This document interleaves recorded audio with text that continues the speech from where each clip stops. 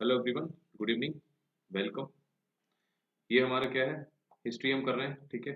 Chapter 2 हमारा रहेगा NCERT themes. मैं आपको पहले ही बता चुका हूँ, वेरी इंपॉर्टेंट रहने वाली हमारे एग्जाम पर्सपेक्टिव से, स्पेशली डिफेंस एग्जाम्स, ठीक है, लाइक सीडीएस, सीएपीएफ, एनडीए। आपको हर चीज़ के बारे में ऑलरेडी ब्रीफ कर चुका हूँ मैं। So do not skip, because मैंने गलती की थी, मैंने ये नहीं पढ़ा था पहले, तो I was not able to clear it. Shortcut के चक्कर में मेरा कुछ नहीं हुआ। But when I skip this thing कि भाई शॉर्टकट से कुछ नहीं हो रहा, then I move to that thing कि चलो let's go with the proper schedule, जो भी प्रॉपर सिलेबस है उसको तो एटलीस्ट पढ़ना ही पड़ेगा। So if you are the first time person जो पहली बार पढ़ रहा है as a fresher, so go ahead with my complete syllabus. And if you are a repeater, I mean पहले तुम पढ़ चुके हो, so there is no need, like आप 9 10th एंड अदर थिंग्स की वहाँ पढ़ सकते हो, वो मेरे से आप मांग सकते हो। इस नंबर पे आप बोलो, मैं आपको दे दूंगा कि क्या क्या आपको पढ़ना है और क्या क्या नहीं पढ़ना है, ठीक।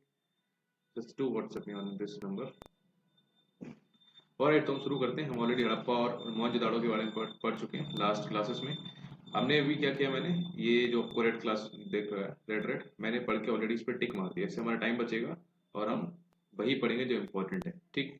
तो बात करते हैं हड़प्पा के बाद क्या हुआ। हड़प्पा के 1500 वर्षों के लंबे अंतराल के बाद क्या हुआ, जब सिंधु नदी और उसकी उप नदियों के किनारे रहने वाले लोगों द्वारा ऋग्वेद का लेखन किया गया, ठीक। ये बस यहाँ पे इतना है कि सिंधु नदी और उसके किनारे रहने वाले लोगों के द्वारा ऋग्वेद का लेखन किया गया, ऋग्वेद लिखा। ऑल तो ऋग्वेद किसने लिखा है? वेद व्यास उन्होंने लिखा है। यहाँ पे किसी दूसरे वेद की बात हो रही है, सबों।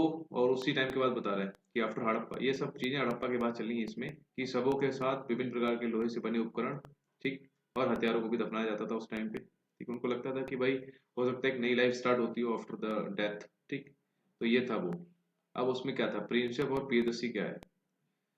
ईस्ट इंडिया कंपनी का एक अधिकारी था जिसका नाम था जेम्स प्रिंसिप, ठीक। 1830s में ईस्ट इंडिया कंपनी का एक अधिकारी था जिसका नाम था जेम्स प्रिंसिप, जिसने ब्राह्मी और खरोष्टी लिपियों का अर्थ निकाला था। ये ब्राह्मी और खरोष्टी लिपि आपके डिटेल में आगे आएगी। उनका अर्थ किसने निकाला था? जेम्स प्रिंसिप ने। बस यहाँ पे इतना ही जानना है, ठीक। और इन लिपियों का उल्लेख कहाँ किया है? सबसे पहले जो सिक्के हैं ना, कॉइन्स, ठीक, इन लिपियों का उल्लेख किया गया उन कॉइन्स में। प्रिंसिप को पता चला कि अधिकांश अभिलेखों और सिक्कों पर पियादसी यानी मनोहर मुखाकृति इंपॉर्टेंट है। पियादसी का मतलब क्या होता है? मनोहर मुखाकृति। और अभिलेखों पर यहाँ पे मतलब एक्चुअली बाकी बताता हूँ आपको। कुछ अभिलेखों पर राजा का नाम अशोक भी लिखा है। अभी देखो, अशोक समझ रहे हो ना, किंग अशोक। बौद्ध ग्रंथों के अनुसार अशोक सर्वाधिक प्रसिद्ध शासकों में से था, ठीक। यहाँ पे इतना था। प्रारंभिक राज्य बताए थे। हम्म प्रारंभिक राज्य क्या थे? 16 महाजनपद आपने पढ़े होंगे, 16 महाजनपद, मगध वगैरह आपने सुना होगा। अब देखो, आरंभिक भारतीय इतिहास में 6ठी शताब्दी ईसा पूर्व को महत्वपूर्ण परवर्ती काल माना जाता है, ठीक है। इसी काल में बौद्ध और जैन सहित विभिन्न दार्शनिक विचारधाराओं का विकास हुआ था, ठीक। इसके अलावा बज्जी, मगध, कौशल, कुरु, पांचाल, गांधार और अवंती जैसे नाम प्रायः मिलते हैं। इसे स्पष्ट है कि उक्त महाजन सबसे महत्वपूर्ण महाजनपद ये जो 16 महाजनपद थे उसमें से ये 6, मतलब 1 2 3 4 5 6 7, मेजर ये 7 हैं। बज्जी, मगध, कौशल, कुरु, पांचाल, गांधार और अवंती, ये इंपॉर्टेंट 6 हैं जो महाजनपदों में गिने जाते थे, ठीक। अधिकांश महाजनपदों में किसका शासन होता था? राजा का होता था। लेकिन गढ़ और संघ के नाम से प्रसिद्ध राज्यों में कई लोगों का समूह शासन करता था।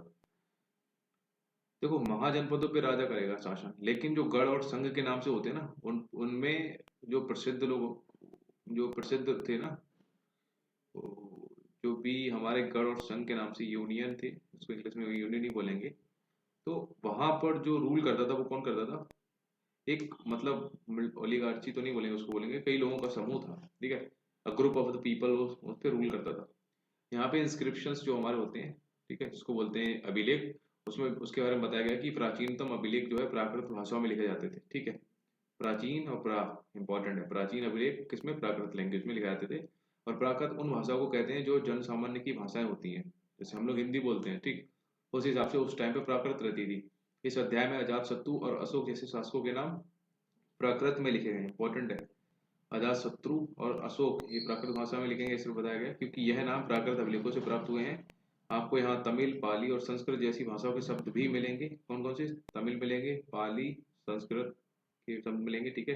क्योंकि इन भाषाओं में भी अभिलेख मिलते हैं। यह संभव है कि लोग अन्य भाषाएं भी बोलते थे, लेकिन इनका उपयोग लेखन कार्य में नहीं किया जाता था। सिर्फ और सिर्फ प्राकृत का उपयोग किया जाता लिखने के लिए इंपॉर्टेंट है। लिखने के लिए सिर्फ और सिर्फ प्राकृत का, बोलने के लिए तमिल, पाली और संस्कृत।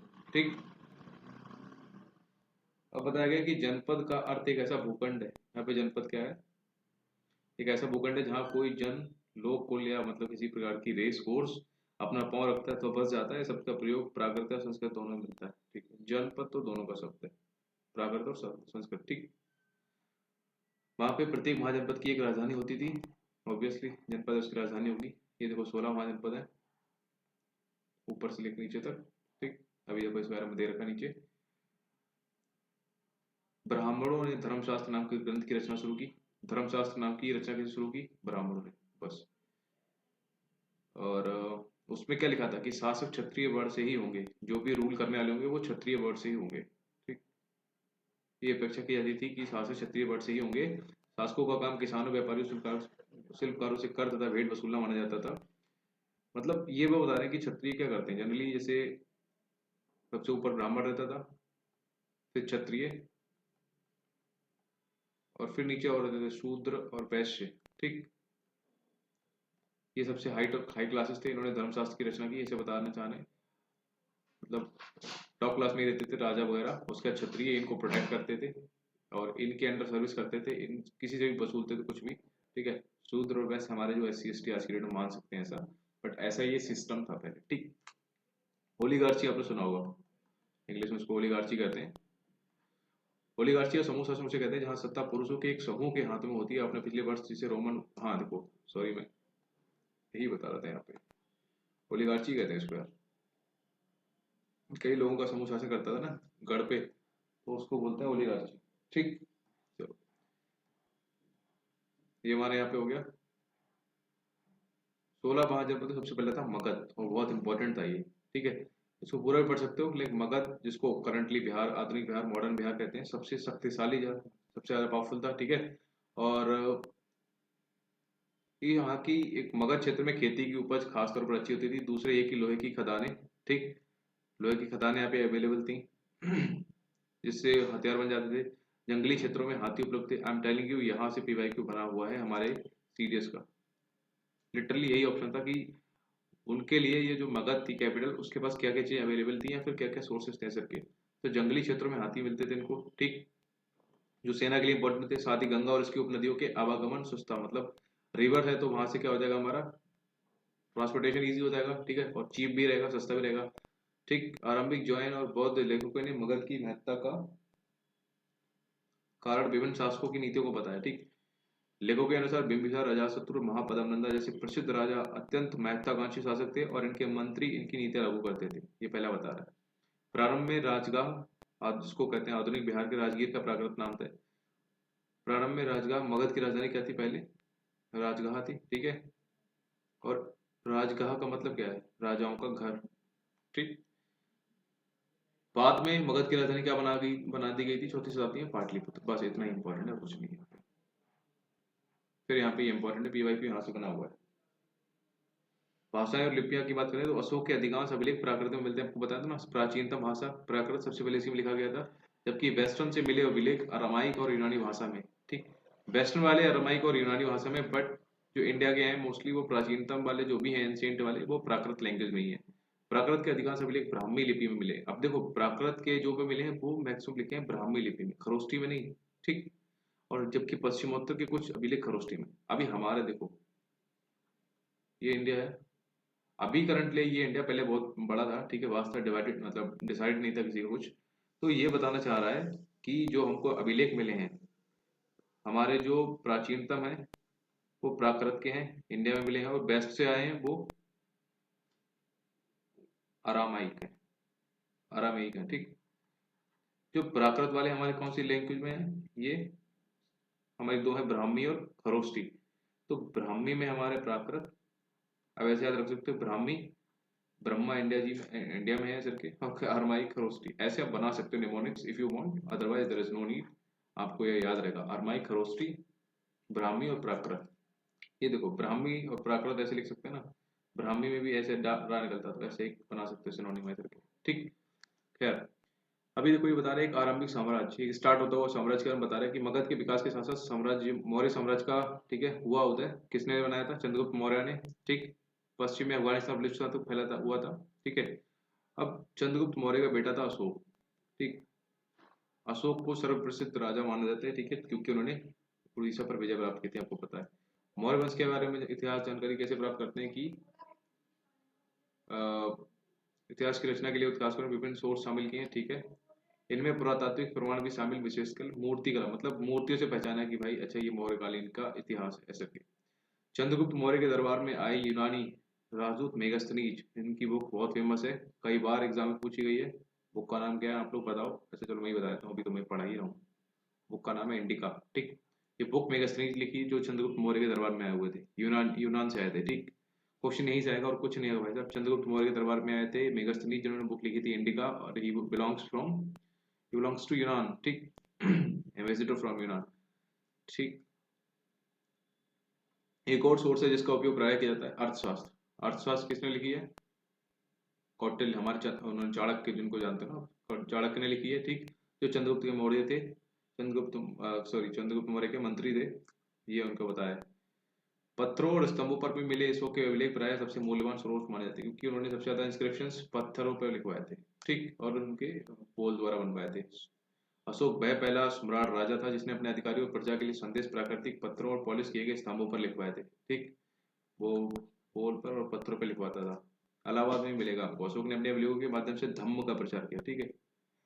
धम्मा का अशोक ने प्रचार किया था, बस ये इंपॉर्टेंट है।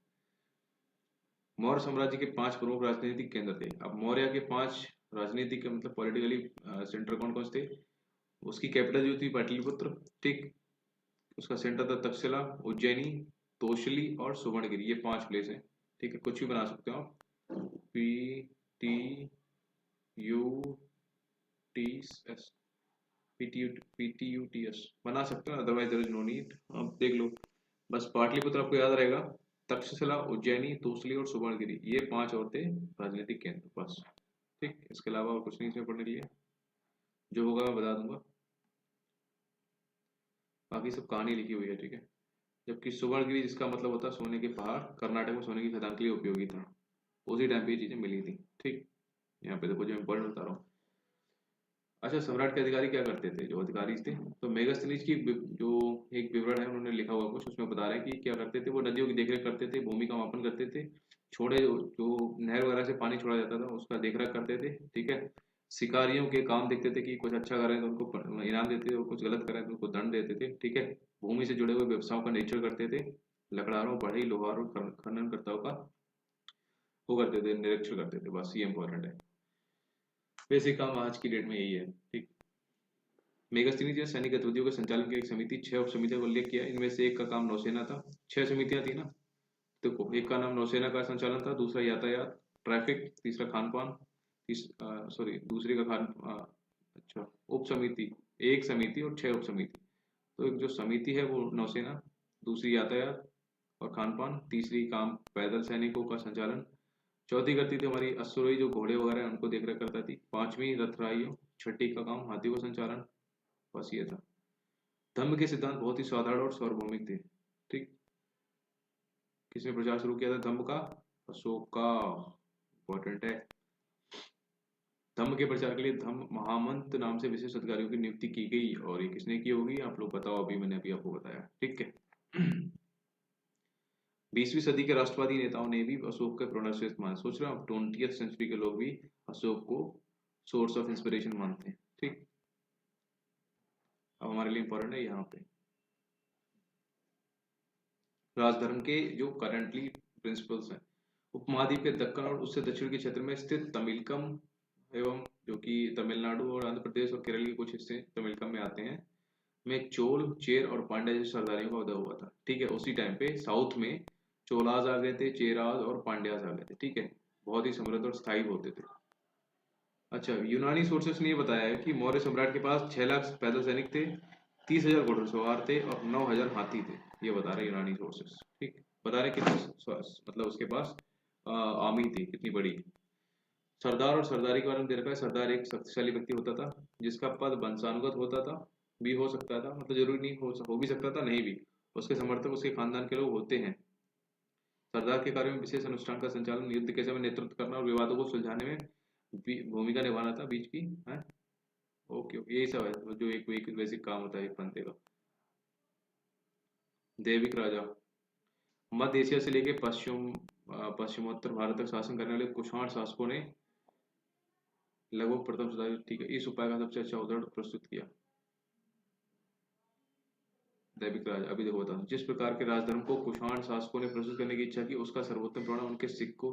अच्छा, कुषाण डायनेस्टी में जो लोग स्टार्ट हुए थे, उन्होंने दैविक की जो पूजा करनी स्टार्ट की थी, उसके अकॉर्डिंग बता रहे हैं कि उन्होंने जो भी करने की इच्छा प्रस्तुत की थी, उनका जो हमको प्रूफ मिलता है वो मिलता है उनके कॉइन्स पे। ठीक। और कॉइन्स पे सबसे पहले कौन सी लैंग्वेज मिली थी? कॉइन्स और किस लैंग्वेज मिली थी मैक्सिमम? प्राकृत लैंग्वेज का प्रूफ मिला था कॉइन्स पे। ठीक। सबसे प्राचीनतम लैंग्वेज है। कई कुषाण शासकों ने अपने नाम के आगे देवपुत्र की उपाधि लगाई थी, संभवतः वे उस चीनी शासकों से प्रेरित हुए होंगे। ठीक। जो स्वयं को स्वर्गपुत्र कहते थे। 4वीं शताब्दी में गुप्त साम्राज्य आए सहित कई बड़े साम्राज्यों के साक्ष्य मिलते हैं। इनमें से कई साम्राज्य सामंतों पर निर्भर थे।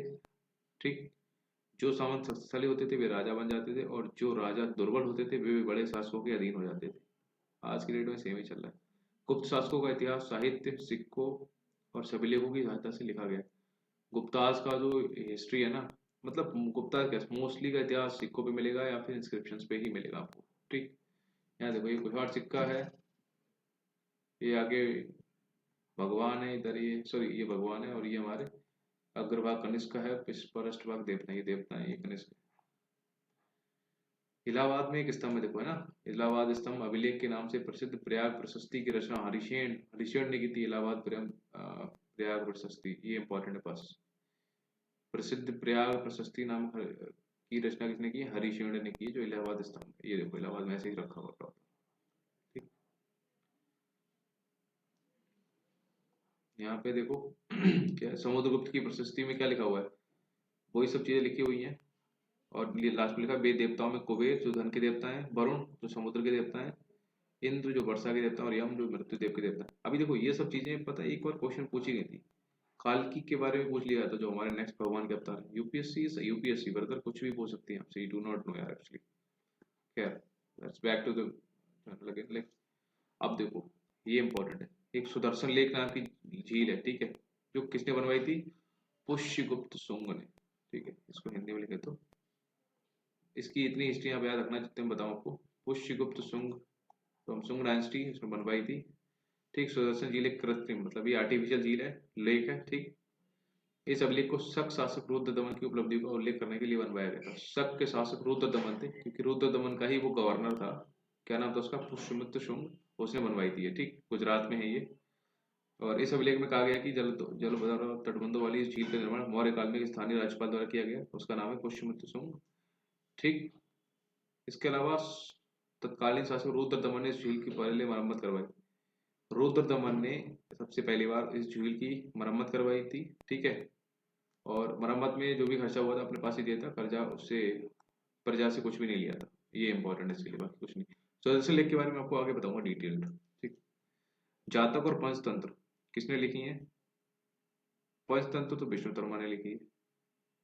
जातक किसने लिखी है आप लोग बताओ। जातक कथाएं पहली सरस्वती जो मध्य में पाली भाषा में लिखी गई। जातक कथाएं हैं पाली भाषा में। ठीक है। गंध तिंदु जातक नाम की कहानी बताया गया, क्या बताया है? यही बताया गया है कि गंध तिंदु जातक कहानी में बताया गया कि लोग जंगल की ओर भाग जाते थे, दैट इज इट। क्यों भागते थे? क्योंकि राजाओं से, दिन में राजा के अधिकारी उनसे टैक्स वसूलते थे गांव वाले लोगों से। ठीक। और रात में डकैत आके उनसे लूट ले आते थे, तो गांव के लोग परेशान होकर कहाँ भाग गए? जंगलों में भाग गए। बस ये इसमें पूरी कहानी लिखा हुआ है। ये क्रक्स मैंने आपको दे दिया। ठीक। फिर जब लोग गाँव की तरफ, जंगल की तरफ भाग गए थे, तो उन्होंने सोचा कि यार अभी जो भी प्रोडक्शन होता है उसकी हम उपज बढ़ाएं। तो उन्होंने उपज बढ़ाने के तरीकों में हल्का प्रोडक्शन स्टार्ट किया। ठीक है। धान की रोपाई, सुना ही होगा आपने, पानी बहुत ज्यादा चाहिए होता है। उससे पहले एक छोटी सी मेड़ बनाते हैं, यहाँ पे बहुत सारा उसकी, मतलब जो धान का बड़ा सा खेत है उसके लिए छोटी सी यहाँ पे हम सीड तैयार करते हैं, बीज। फिर यहाँ पे कुछ दिन ग्रो हो जाता है, उसके बाद इसमें जाके बो देते हैं। ठीक है, पानी भर के। ये बताया गया कुछ। सीमाओं का महत्व, मनुस्मृति आरंभिक भारत का सबसे, मनुस्मृति जिसको भीमराव अम्बेडकर जी ने जला दिया था, याद है आपको, वो सबसे प्रसिद्ध विधि ग्रंथ है, ठीक है, आरंभिक भारत का। उपज बढ़ाने का एक और तरीका कुओं, तालाब और कहीं की नहरों के माध्यम से सिंचाई करना था। मतलब वही है, पानी यहाँ पे नहीं है, वहां पे इन तरीकों से सिंचाई कर सकते हो। पाली भाषा में गृहपति का प्रयोग, ग्रामीण समाज में विभिन्नता क्या क्या आ गई थी कि पाली लैंग्वेज में गृहपति जो होते हैं उनका प्रयोग छोटे किसानों और जमींदारों के लिए किया जाता था, ठीक है। बड़े बड़े जमींदार और ग्राम प्रधान शक्तिशाली होते थे जो किसानों पर कंट्रोल रखते थे। ग्राम प्रधान का पद प्राय वंशानुगत होता था, ठीक। गृहपति क्या होता है, जो घर का मुखिया होता है, घर में रहने वाली महिलाओं, बच्चों और सबको कंट्रोल में रखता है, ठीक है। घर से जुड़े भूमि जानवर सबका मालिक होता है। बस एक छोटे गांव का जीवन दे रखा कि हर्षचरित्र संस्कृत में लिखी कन्नौज के शासक हर्षवर्धन की जीवनी है, जिसको बाणभट्ट ने लिखा है। हर्षचरित्र किसने लिखी है, बाणभट्ट ने, ठीक। Biography of Kannauj ruler Harshvardhan. Autobiography नहीं है, बायोग्राफी इंपॉर्टेंट है। ऑटोबायोग्राफी होता है जो हम अपने आप लिखते हैं, बायोग्राफी होता है जो हमारे बारे में कोई और लिखता है, ठीक। हर्षवर्धन के राज कवि था ये, कौन, हर्षचरित्र, सॉरी बाणभट्ट। इसके अलावा भूमिदान और नए सम्रांत ग्रामीण के बारे में बात की गई कि प्रभावती गुप्त, ये स्टोरी में प्रभावती गुप्त नाम की लेडी के लिए बताया गया है, ठीक है, जिसकी शादी, जो चंद्रगुप्त टू था हमारा, उसकी बेटी थी प्रभावती गुप्त, ठीक है। उसकी शादी जब हुई तो उसके बारे में आगे देखो दे रखा हुआ कि जिस गांव में वो गई फिर उसने वहां पे कैसे रूल चलाया। ऑल दो मतलब उस टाइम पे लेडीज को उतना बोलना हक नहीं था, बट उसने चलाया। देखो ये ना, प्रभावती गुप्त और दंगुन गांव, ठीक। प्रभावती गुप्त ने भी एक इंस्क्रिप्शन उसमें बनवाया और उसमें लिखा हुआ क्या है, ये सब लिखा हुआ है कि क्या क्या करते हैं, कैसे कैसे करते हैं, ठीक है। एक अग्रहार के लिए उपयुक्त निम्न रियायतों का निर्देश भी देती हूँ, इस गांव में पुलिस या सैनिक प्रवेश नहीं करेंगे। भाई साहब लेडी बोल रही है, पुलिस या सैनिक प्रवेश नहीं करेंगे। दौरे पर आने वाले शासकीय अधिकारियों का ये गांव घास देने और आसन में प्रयुक्त होने वाले जानवरों की खाल और कोयला के दायित्व से मुक्त है, ठीक है। साथ ही वे मदिरा, एक सेकंड, सॉरी सॉरी, चलो स्टार्ट करते हैं दोबारा से। हाँ, तो प्रभावती गुप्त ने ये सब देखो ये क्या क्या मतलब ऑर्डर दे रही है कि मदिरा खरीदना नमक हेतु आप फ्री हो, ऐसे करके फूल और दूध देने से भी आपको छूट है, किसी दूसरे दे सकते हो, ऐसे करके, ठीक है। इस राज्य देश जो उन्होंने दिया था, प्रभावती गुप्त ने ऑर्डर दिया था, उसको 13th राज्य वर्ष में लिखा गया है और चंद्रकाश ने उत्कीर्ण किया, चक्रदास ने, सॉरी। यहाँ पे दे रखा है अग्रहार, उस भूभाग को कहते हैं, अग्रहार क्या होता है, उस भूभाग को कहते हैं जो ब्राह्मणों को दान किया जाता था। ब्राह्मणों से भूमि कर या अन्य प्रकार के कर नहीं वसूले जाते। देख रहे हो भाई साहब, ब्राह्मणों को स्वयं स्थानीय लोगों से कर वसूलने का अधिकार था। ये उस टाइम पर था, अभी तो सिस्टम चेंज हो गया पूरा। ब्राह्मणों को स्वयं, ब्राह्मण खुद जाके स्थानीय लोगों से मतलब टैक्स वगैरह वसूल लेते थे उस टाइम पे। अग्रहार, जो लैंड हम ब्राह्मणों को दान में देते थे उसको बोलते थे अग्रहार, ऐसे, ठीक। वहां पे सिटीज और वहां का ट्रेड कैसा था ये देखो, इस कारण यहाँ पे दे रखा है। पाटलिपुत्र जैसे कुछ नगर नदी के किनारे थे, ठीक। उज्जैनी भूतल मार्ग के किनारे था। इसके अलावा पुहार जैसे नगर जो समुद्र के आसपास थे, ओशन के, तो इसलिए वहां पे ट्रेड करना इजी था, ठीक, जहां से समुद्री मार्ग प्रारंभ हुए थे। मथुरा जैसे अनेक शहर जो व्यावसायिक, सांस्कृतिक और राजनीतिक गतिविधि के केंद्र थे, जीवित केंद्र थे, ये सब बता रखा है उसमें। पाटलिपुत्र का अगर हिस्ट्री बताऊं आपको, तो पाटलिपुत्र का पुराना पटना है, आपको पता है। पाटलिग्राम नाम के गांव से उसका डेवलपमेंट हुआ है, ठीक है। जब चीनी यात्री स्वयं शांग 7वीं शताब्दी में यहाँ पे आया तो उसे यह नगर खंडर में बदला मिला, सोचो। 7th सेंचुरी में ये खंडर बदल गया था, लेकिन जनसंख्या कम थी, जो भी लोग रह रहे होंगे उस टाइम पे वो रहे होंगे। इतना कुछ इंपॉर्टेंट है नहीं, बट ठीक है यार, इस क्वेश्चन कहीं से पूछ सकता है, यूपीएससी यूपीएससी। ये देखो, मालावर पोस्ट के आपको पढ़े होगा, मालावर पोस्ट आपको मैं ज्योग्राफी में कंप्लीट करा ही रहा हूँ। एक बेसिक ब्रीफ तुम आपको शेयर पोस्ट का, इधर को है नहीं तो। ये हमारा है ऊपर, महाराष्ट्र और गोवा तक हमारा कौन सा कोस्ट है, कोंकण कोस्ट, ठीक। फिर इधर है कन्नड़ का कोस्ट, KANNAD, कर्नाटक वाला पोर्शन। केरला वाला है मालाबार, ठीक। इधर है हमारा तमिलनाडु वाला हमारा कोरोमंडल, ठीक। ऊपर चले जाओ, इधर कौन सा मिलेगा आपको, नॉर्थ सिरकार, ठीक। ये हमारे कोस्टल एरिया का नाम दे रखा है, ठीक। खैर अभी बात करते हैं तमिल भाषा में मसत्तवन और प्राकृत में था वह और सेट्टी के नाम से प्रसिद्ध सफल व्यापारी बड़े धनी हो जाते थे। खैर छोड़ो, ये व्यापारियों को आप कहीं पढ़े यार। हाँ, पेरीप्लस यूनानी भाषा का एक शब्द है, ठीक है, पेरीप्लस, जिसका अर्थ समुद्री आता है, और एरिथ्रियन यूनानी भाषा में रेड सी को कहते हैं। एरिथ्रियन यूनानी भाषा में लाल सागर को कहते हैं। एरिथ्रियन मतलब red C, in which language, यूनानी, ठीक। मुद्रा शास्त्र किसको कहते हैं? मुद्रा शास्त्र मतलब कि स्टडी ऑफ कॉइन्स।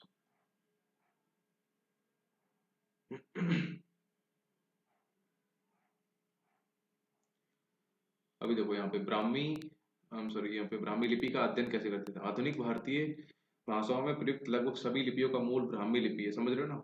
अभी जो हम इंडियन लैंग्वेज यूज कर रहे हैं उनमें सबका जो हमारा फंडामेंटल बेसिक स्ट्रक्चर को बोलेंगे वो है हमारा ब्राह्मी लिपि, ठीक। ब्राह्मी लिपि का प्रयोग अशोक के अभिलेखों में किया गया है, ठीक है।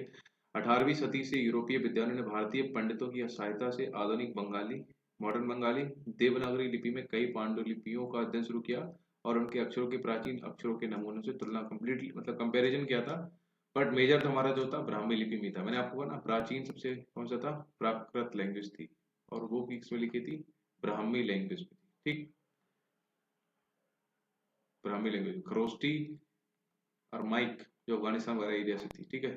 खरोष्टी लिपि को कैसे पढ़ा गया भाई, सब बताया गया। खरोष्टी हमारे लिए उतनी इंपॉर्टेंट है नहीं, बट आप चाहो तो ऐसे पढ़ सकते हो कि इस क्षेत्र में शासन करने वाले हिंद यूनानी राजाओं द्वारा बनवाए गए सिक्कों से जानकारी हासिल करने में आसानी हुई है, ठीक है। सिक्कों से पढ़ी गई थी। इन सिक्कों में राजाओं के नाम यूनानी और खरोष्टी में लिखे गए हैं, ठीक।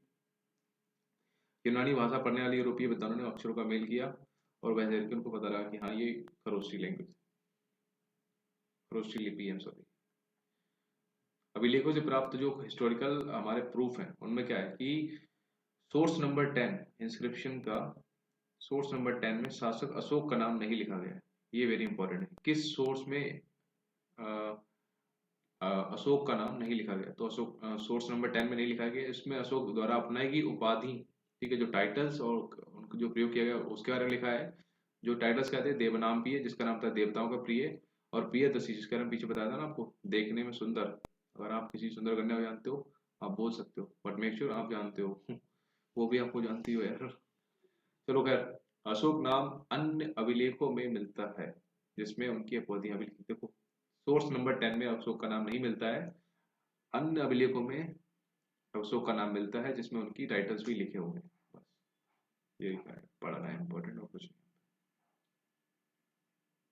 इसके अलावा यहाँ पे लिखा हुआ है ऑल्दो अशोक की अभिलेख आधुनिक उड़ीसा से प्राप्त हुए लेकिन उनकी वेदना को परिलक्षित करने वाला अभिलेख वहां नहीं मिला है। अशोक के अभिलेख आधुनिक उड़ीसा से मिले, करंटली जो उड़ीसा हमारा वहां से मिले हैं हमारे अशोक के मेजर इंस्क्रिप्शंस, ठीक। पर उनकी वेदना, जो उनकी सोच थी, उसके बारे में वहां नहीं मिला है। अशोक के बारे में आपको पता ही होगा बेसिक चीजें। बाकी चैप्टर हमारा खत्म होता है, जो भी इंपॉर्टेंट है मैंने आपको छाप कर दिया है।